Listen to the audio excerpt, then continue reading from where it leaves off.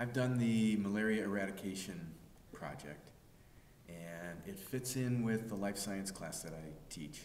When we study the human body, we study diseases, and malaria is one of the diseases that we talk about. So tell me about the project in detail. What does it involve? Well, it involves us studying the disease, understanding how it works, and then seeing the implication that it has on people in regions of the world that are affected by malaria. Since it's not an issue in the United States, it's completely new for the students to learn about. And so for them to understand why people can't afford mosquito nets, how a net by itself can save lives, that's the learning part of it. Now, are you working on this project with other countries? The main country that we coordinate with is Botswana, and a school, the Habarone Secondary School. And what we do is discuss the issue back and forth, and then my students raise money, which we send to Botswana, and in Botswana they buy bed nets, which can then be distributed to villages in Botswana. Now, you've also taken your students to Botswana. Yes, I've done that twice, and we visit the school in Habarone, and my students stay with host families.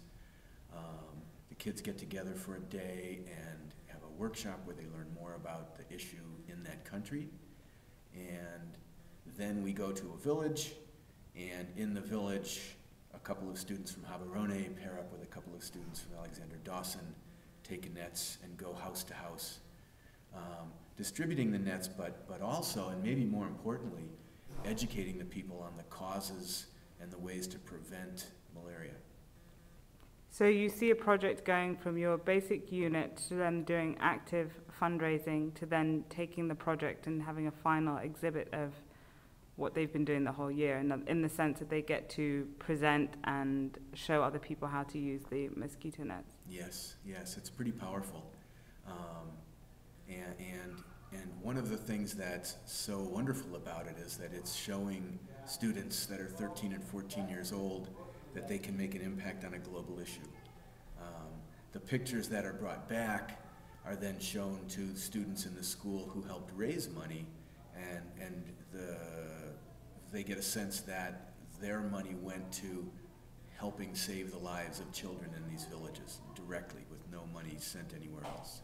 So this life science unit that you teach, is it taught once a year? Is it done once a semester? What's the process for when you introduce this? It's taught once a year in the classroom, and then the club takes the information learned there and educates other people in the school, lower school students, about the issue before they start to raise money.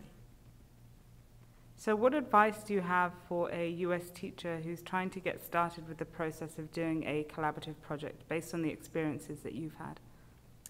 I would say finding a like-minded teacher at another school, preferably in another country, and coming up with a simple project that fits into the curriculum you're already doing, and sharing that. And I think once that gets started, because it's part of your curriculum, you go through all of the work once, and then you can implement it easily every year. But you'll see that through that collaboration, things will grow. Other schools will join you, other ideas will spring up, and this will become something that has a life of its own and makes teaching a whole